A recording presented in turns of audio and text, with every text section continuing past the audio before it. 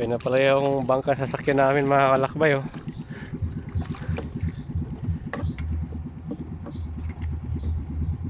Pupunta kami sa Calatagan Beach, ang Little Boracay ng Batangas. Hila-hila lang ni Kuya. Ito yung mga tourist ng Batangas, oh. Tourist ng Calatagan. Sana all tourist.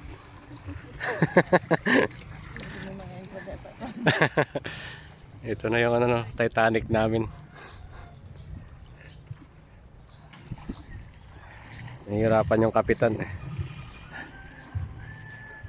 Boros. Bergs pala. Kala ko Boros, eh. Bergs Cottage. Ano? Oh. Ayun na isda.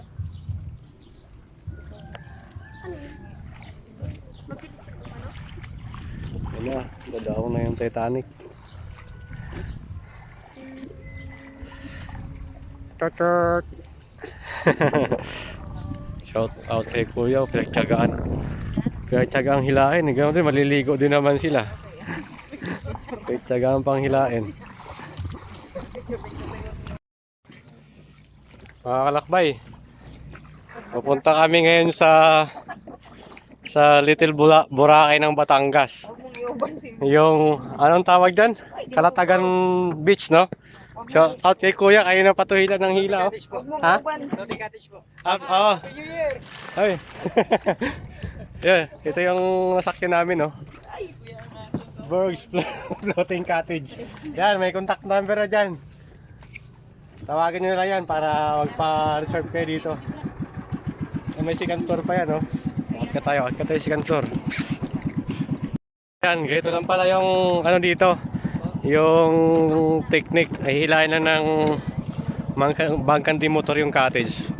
Around 15 minutes daw to, eh, papunta dun sa sa beach na white sand.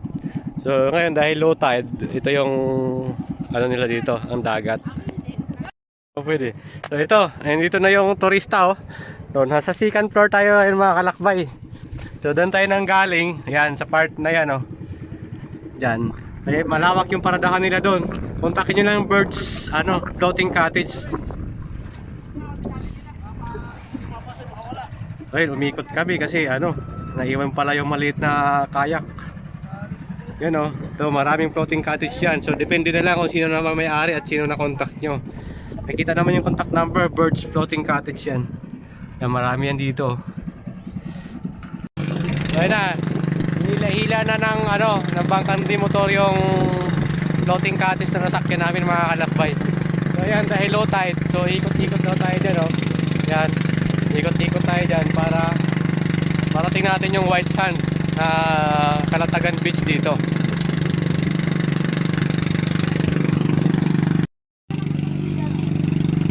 Ayan, oh.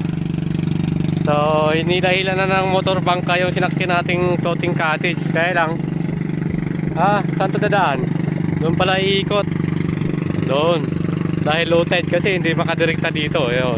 Kita na yung yung bato-bato. So kailangan mag-rotate dito. Yan.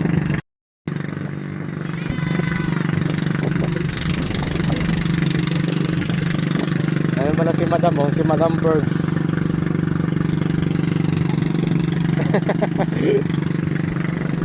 So una, maraming salamat sa nag-sponsor at nakarating kami dito sa Calatagan Beach Floating Cottage.